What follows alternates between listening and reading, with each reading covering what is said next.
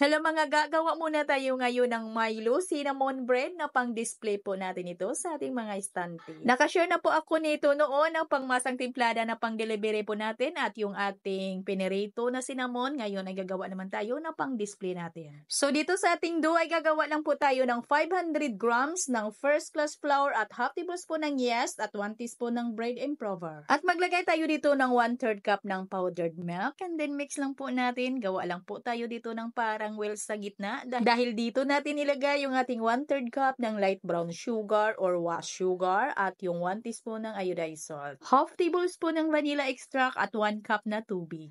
At tunawin lang po natin ng mabuti yung ating mga dry ingredients bago po natin basain dito yung ating harina.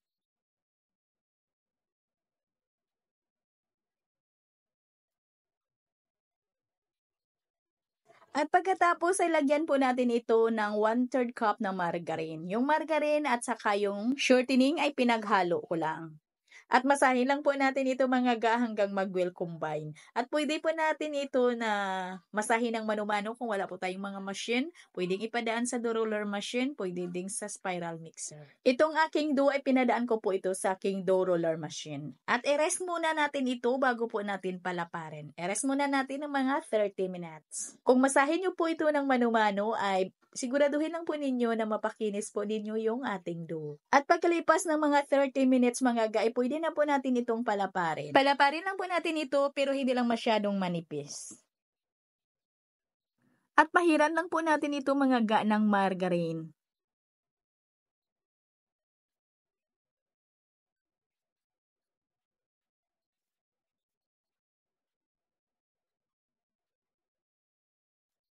At gagamit po ako dito mga ng dalawang sachet ng ating Milo at lagyan ko din ito ng 1 stick or 5 grams ng ating cinnamon powder. At haluan po natin ito ng half cup ng light brown sugar and then mix po natin.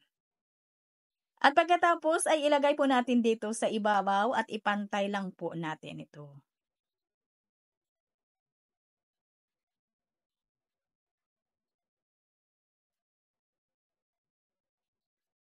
At pagkatapos mga ay i-roll lang po natin.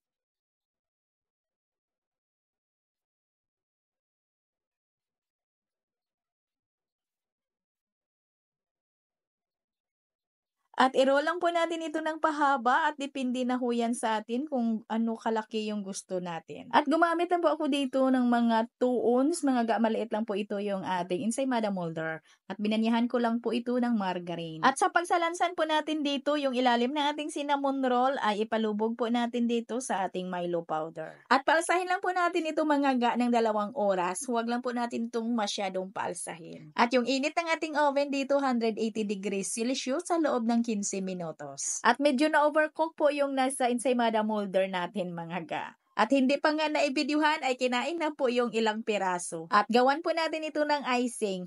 Maglagay lang po tayo dito ng 1 cup ng powdered sugar at dito meron po akong 2 tablespoon ng evaporated milk pero hindi natin ito ilagay lahat. Bali, utay-utay lang po or paunti-unti lang. Tansyahin lang po natin. Baka po ay mabasa na din po yung ating powdered sugar. Kung pansin po ninyo mga na merong bilog-bilog yung inyong powdered sugar ay pwede po ninyong salain.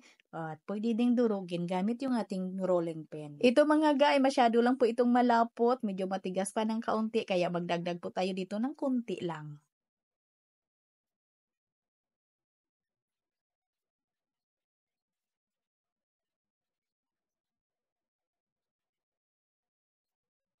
At ito lang kalapot yung hinahanap natin ng ating powdered sugar. At sukatin po natin kung ilang tablespoon po na milk yung nagamit natin. So dito meron tayong natira na half tablespoon. Ibig sabihin ay nakagamit lang po tayo ng 1 and 1/2 tablespoon ng evaporated milk. At ipahid lang po natin yan dito sa ibabaw at huwag lang po natin itong kapalan masyado. At gumamit na po ako dito ng 3 ounce ng ating cupcake liner para sa pangsapin po natin. At dito naman sa ating mga ensaymada molder ay mga medyo maliliit po ito kasi maliit lang naman yung ating ensaymada molder. At ang pintahan po dito ay depende ho yan sa laki ng ating mga gawa.